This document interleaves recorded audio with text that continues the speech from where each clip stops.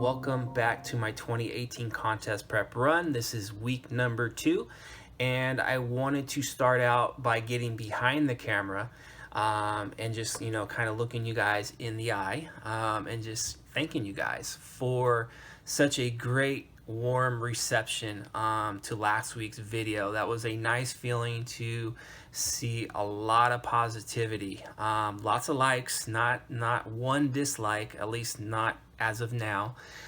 So I really do appreciate that, but some great comments, good questions, and also some great suggestions when it comes to my own training and recovery, how to improve myself. So I really do appreciate you guys taking the time out of your day to do that, to offer that.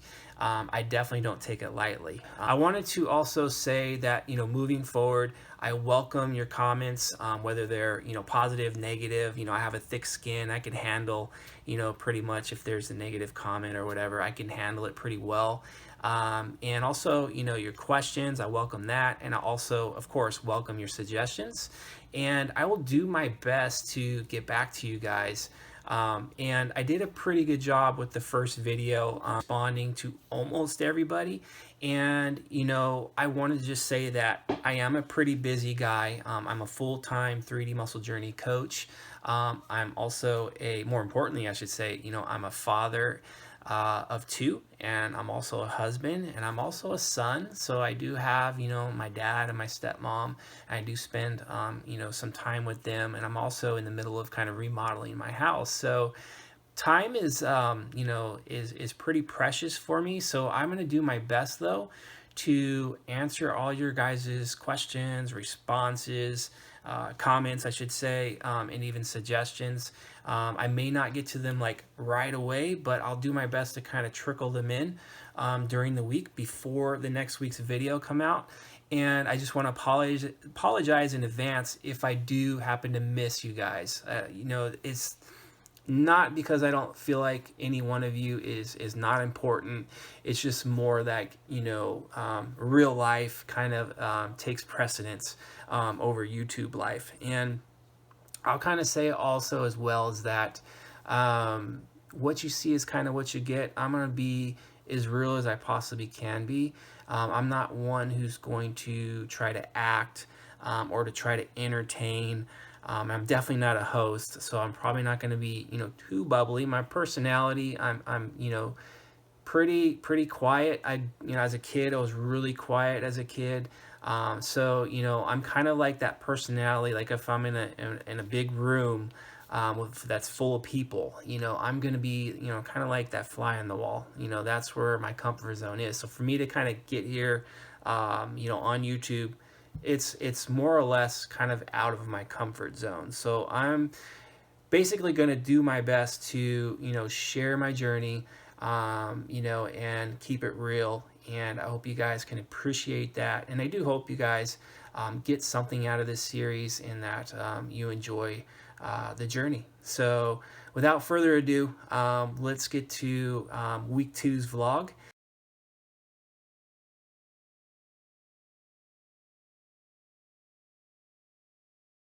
Have to prove to myself that I can still compete with myself.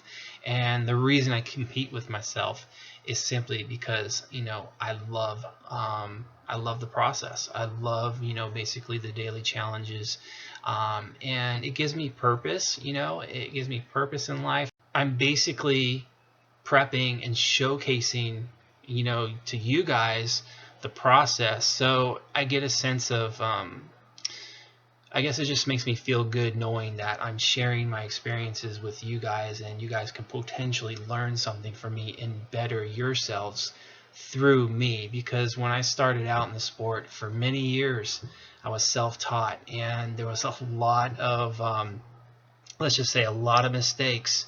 And it really, I think if I was able to get coached or have someone who can show me the ropes, it could have saved me a lot of heartache. So I think it's not so much I have to prove to others that I can do this. It's more about proving to myself that I can still do this, and also I'm doing it because I want to continue to help others.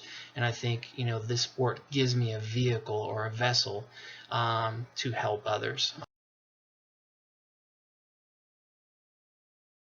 first 2 weeks, I'm out the gate extremely fast. Like starting at a body weight of 184.4. So coming off the holidays, yeah, a little bit of that was bloat. So of course, we're gonna get a good fast start, getting rid of some of that glycogen.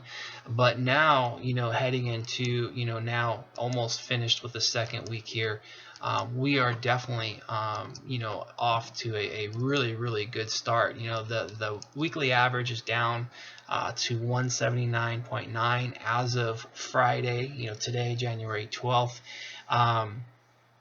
So the weigh-ins are really strong, and I will just say that was kind of purposeful, was to try to get out the gates fast. I think, it's definitely a much better idea, and it's more ideal to start fast than it is to end fast. If you guys are familiar with contest prepping, then you kind of know that, when your body fat levels are a little on the higher side, you can be more aggressive, with the dieting process, because there's just, more abundant of energy on your body as opposed to when, you're at a tail end of your contest prep, when you're, much, much leaner, so you're getting aggressive at that point. Just a little bit more risk there for muscle loss. So I wanted to get out the gates fast. Of course, I'm going to watch this pace. And if it continues to be aggressive into next week, I'm probably going to slow that pace down a little bit, because right now, with where I'm sitting now, right now I'm right around 21 and 27 weeks out from my shows. I can basically kind of just glide into that on a half a pound per week rate as far as fat loss. So right now, being aggressive the first couple weeks, not too much of a big ordeal, because energy wise, I'm still feeling pretty good. Ran into a little bit of as far as tiredness yesterday, so I did take a nap, but for the most part, energy levels are still really good. My training, as far as the performance and recovery, is improved, much improved, going to that 3-day training split, coming off of a 5-6 day split. So I'm definitely getting a lot more recovery. I'm feeling much better as far as that recovery. Performance is looking good. So from weeks 1 to week 2 with my training, some lifts I was able to increase the load a little bit, pick up a couple of reps here and there on others.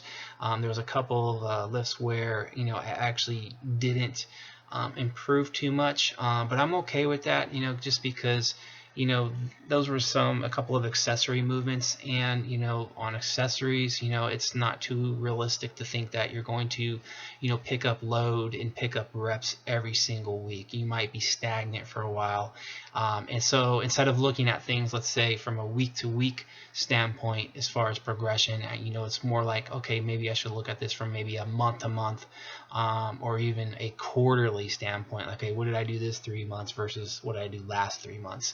That type of thing. So just looking at progression in a bigger picture, or a bigger window per se. So next week, more than likely, if the pace continues to be a little too fast, where I'm like maybe dropping more than a pound per week, then I'll slow it down. I'll probably go ahead and make some changes with the diet, as far as maybe taking in bigger refeeds, or just maybe sprinkling a little bit more food on my low days to kind of slow things down, and maybe even potentially lowering cardio down just a little bit as well. So we'll kind of wait and see. But as far as, like I said, progress is going extremely well.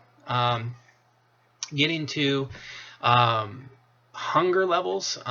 So basically, yeah, hunger has crept up a little bit. I did notice that a couple of days this week. I mean, I would say on a scale of 1 to 10, 10 being extremely hungry, I'm probably neighborhood of 6 for the most part. But there was a couple of days this week where I'd say it was probably like an 8. And I know some people, when they're prepping, it's like, once they start getting extremely hungry, especially when they start getting extremely lean, they start to become really, really food focused. And, maybe it's a little too much, where you start getting a little neurotic, and you're living in the kitchen. You're spending a lot of time preparing food. trying to make the food really, taste really extremely well, and that's all you're thinking about is food, food, food, food. And you're even, spending a lot of time trying to game plan around the hunger. So, finding, little ways to be satiated. I think, yeah, I mean, to a degree, I do that, because I want to make sure that, I'm satiated. So, of course, I'm looking at the timing of my meals. I'm looking at my food sources, and things like that to, ensure that, I'm staying definitely satiated. But with all that said, I mean, yeah, you can game plan all you want. You can definitely improve it to a certain degree, but you're still going to be freaking hungry, because let's face it, as far as getting on a bodybuilding stage and what you need to get there, it's basically a control starve. So you're going to be hungry. So I think, for me, I just basically embrace the fact that I'm going to be hungry. And, I kind of look at it as like, if I'm hungry, then the shit has to be working, right? Because if I wasn't hungry at all ever during a prep, then chances are I probably haven't lost any weight. So I kind of use it as a motivator. Like, okay, you know what? I'm hungry. It's an 8. My body is telling me, hey, I need food. I need energy. Well, where's it going to get it if I'm not feeding it enough? So chances are, okay, I'm going to lose some body fat. So sometimes you just have to suck shit up with that hunger, embrace it.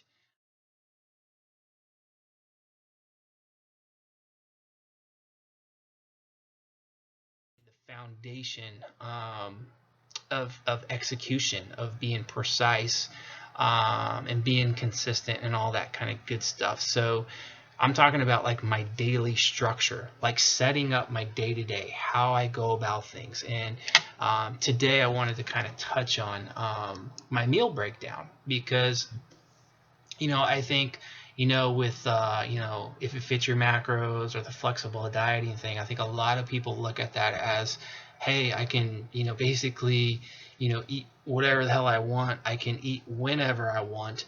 And, if I want to save all my carbs for the last meal of the day, I'm going to do that, or whatever, all these crazy things that people will do. And, a lot of that, they wonder why their training sucks. Hey, if you're saving all your carbs till your last meal of the day, but you're training, in the middle of your day, then guess what? You're training on, not that much carbs. So shit like that, you see it all the time. Like, people will do things wacky, because they're trying to get away with something. That seems like what the mentality is, trying to get away for something. Whereas for me, I want to have that foundation in place. I want to have good structure. I want my daily routine to look consistent. I want my training to be good. I want my recovery to be good. I want sleep to be good. I want all these things to be, I hate that using the word optimal, but I'm going to use it anyway. I want things to be as optimal as I possibly can. So, basically I kind of have a good structure to my day. So I tend to, wake up at the same time every day, unless it's the weekends. I sleep maybe an hour later. But for the most part, I'm setting my alarm for 5 in the morning. That way I can get up, have a cup of coffee. I knock out my cardio. If it's a cardio day, I'll knock my cardio out, take a shower. And then I typically have my first meal at 7 in the morning. And then, my second meal usually is at 12 noon. Then if it's a training day, I train at 2:30, and my third meal will be at 4 o'clock. And then my last meal of the day is typically 8 o'clock. So my Monday through Fridays, those are my low macro days. It's 4 meals per day. It's the same time every day for the most part. I mean, on occasion, it's going to get flipped around a little bit here and there, because life happens. But for the most part, I try to stay regimented with that. And the macro breakdown for each meal. So on training days, I typically try to take in, a good chunk of carbs with my second meal, because that's before my training session, a couple hours before my training session. So that's my heaviest carb meal. So I want to be, well fed and well fueled for that training session. And then, I usually eat dinner and so forth, like immediately after I train. And right there, I'm getting in a good chunk of carbs there as well, 60 grams of carbs. Protein I split evenly throughout the day, so that way I'm getting, plenty of protein feedings, spread out evenly throughout the day. And then basically on non-training days, if it's a low macro day, then my carbs are generally split pretty evenly amongst those 4 meals. With the exception of the last meal, I just have a little bit more just so I can enjoy, just maybe one extra rice cake at night while I'm watching TV. But for the most part, I like to keep things pretty consistent. And then on refeed days, it's kind of more or less the same. Just my breakfast is like an hour later, just because I get up a little bit later. And the meal distribution there, as far as the macro distribution, is pretty evenly amongst those meals as well. So, there's strategy here. Again, I want to make sure, again, the key thing is making sure my training is good, recovery is good. So making sure my pre and post meals are adequate. I spread my protein, my feedings throughout the day pretty evenly. And again, by keeping things pretty even throughout the day, that helps with satiety, helps with my energy levels throughout the day as well. So I don't have like these highs and lows. So again, I try to keep things as stable as possible. And I think, because of this consistency, like if I do things really consistent, it's easier to assess not only like my progress, my week to week progress, my day to day progress, but it's also easier to assess, how I'm feeling and what's affecting what, because everything's nice and consistent. And basically, within the structure, I do have flexibility, like, my food selection, I definitely, there's variety to that. So I'm not, even though I'm eating at the same times and the same macro breakdown for each meal, it's not like I'm having chicken and chicken, brown rice, and broccoli for every meal. I'm mixing it up. So there is some flexibility there, because I think what's really important is that I want things to be practical, for me. That way I can adhere to it, better. But also I want to be able to sustain things, and I want to enjoy things. So, if it's brown rice, broccoli, and brown rice every day, yeah, I'm only going to be able to do that for so long before I get tired of it. And also you have to think about, when the prep is over, if you've been eating the same food like a bro, basically, I've done that before in the past, where you eat nothing like bro, and then once that prep is over, it's like letting the handcuffs off, and you just go ape shit, and you go off the rocker. And I think, looking at my history again, coming off of preps, I've been prone to get out of shape, once a prep is over. So I really want to make sure that a lot of the things that I do during the prep, it really kind of mimics what I've been doing already,